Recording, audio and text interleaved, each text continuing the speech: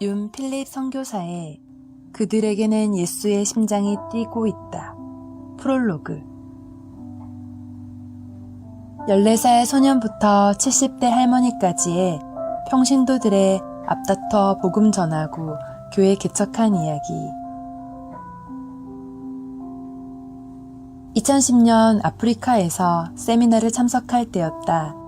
아프리카 사역자 3명이 즐겁게 대화를 하길래 다가가서 말을 걸어볼 요량으로 목사냐고 물었다. 그랬더니 목사는 아닌데 3년 전에 교회를 개척했다고 했다. 그렇다면 평신도 사역자가 아닌가?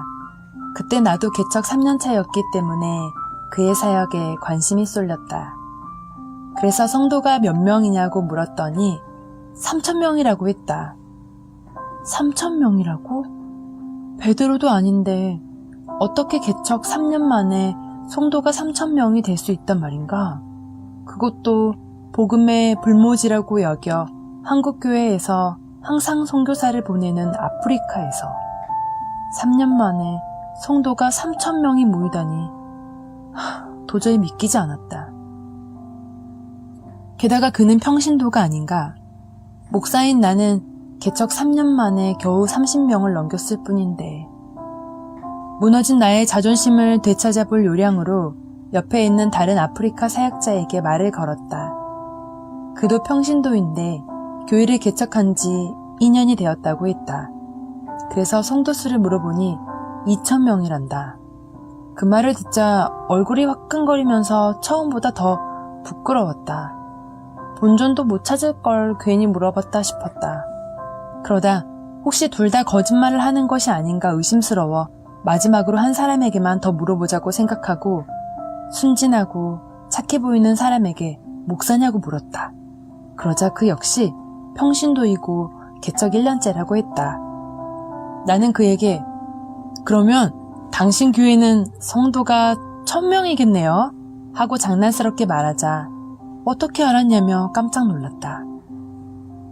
1년에 1,000명씩 성장하는 믿기지 않는 일이 실제로 아프리카에서 일어나고 있었다. 그것도 신학교를 졸업한 목사가 아닌 평신도 사역자들을 통해 교회가 부흥하고 복음이 부를 듯 일어나고 있었다. 최근에 필리핀에서 사역하는 동갑내기 아프리카 선교사를 만났는데 그의 말에 의하면 아프리카는 영적 하늘이 열려 있어서 많은 영혼이 회심하고 돌아오고 있다고 했다.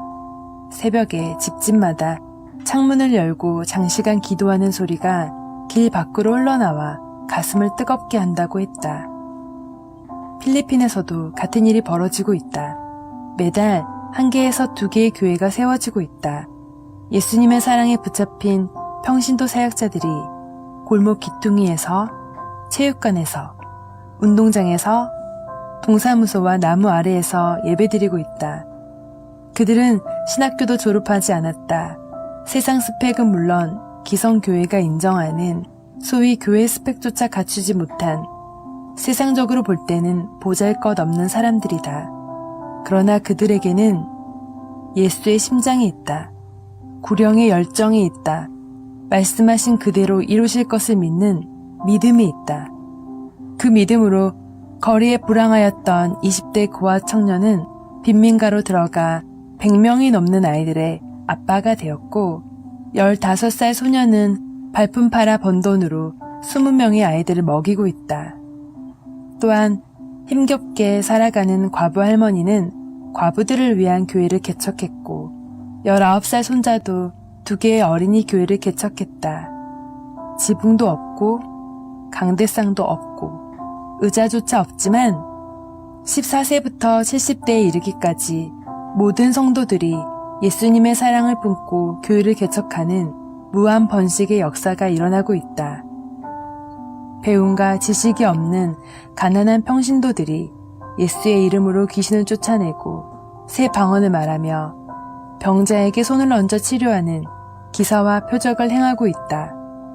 이른바 예수 스펙을 갖춘 이들이 세상의 지혜로운 자들을 부끄럽게 하고 나중된 자들이 먼저 되는 반전 드라마가 지금 이 순간 필리핀 곳곳에서 일어나고 있다.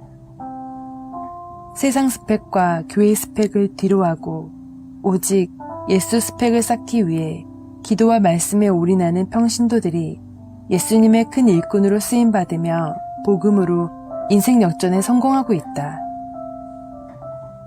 내 인생도 마찬가지다. 21살에 예수님을 처음 만나고 그 복음이 너무 귀하고 아름다워 내 인생을 그분께 바치기로 작정했다. 공부도 작파하고 예수에 미쳐서 하루 3시간씩 기도하고 매일 저녁 기도회에 참석하고 밤에는 전도했다. 그때 내가 바랐던 것은 오직 베드로처럼 쓰임받는 예수님의 참 제자가 되는 것이었다. 나는 예수 그리스도라는 표대를 향해 질주하면서 날마다 저는 제자가 아닙니까? 왜 저는 안 써주십니까? 라고 부르짖었다. 세상의 성공을 위해 부지런히 스펙을 쌓으며 고군분투해야 할 24살에 제자로 써달라고 생떼를 부리다가 25살에 선교지로 떠났을 때 내 인생은 다른 사람들보다 한참 뒤처져 있었다. 한치 앞을 알 수 없는 암담한 미래만 내 앞에 턱하니 놓였을 뿐이었다. 하지만 나는 뒤처진 인생을 기도로 뒤집을 수 있다고 믿었다.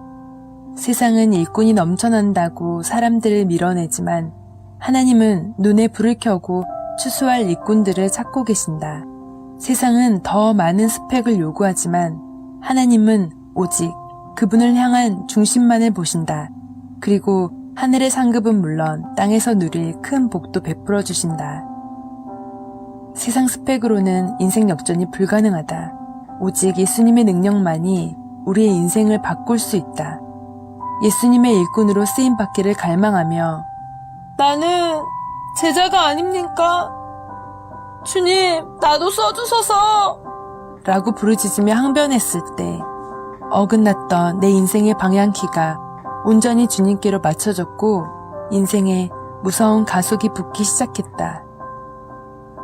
나는 복음에 사로잡혀 인생 역전에 성공한 나와 필리핀 제자들의 놀라운 사역 이야기가 실망과 좌절로 점철된 한국 청년들의 가슴에 불을 지르기 기도하며 이 책을 썼다. 위대한 대한민국의 새벽이슬 같은 청년들이 세상 스펙 대신 예수 스펙 쌓아 하늘의 능력을 덧입어 하늘의 역사를 이 땅에서 이루어내는 예수님의 동역자가 되길 간절히 바란다. 지금도 살아 역사하시는 성령님께서 이 책을 읽는 모든 독자들의 마음을 움직이시길. 그래서 독자들이 세상의 일꾼이 아닌 하나님의 일꾼으로 예수님의 제자로 살아가기를 결단하도록 나와 필리핀의 제자들은 날마다 기도한다. 복음으로 인생 역전된 윤필립 선교사. 윤필립 선교사의 그들에게는 예수의 심장이 뛰고 있다. 프롤로그.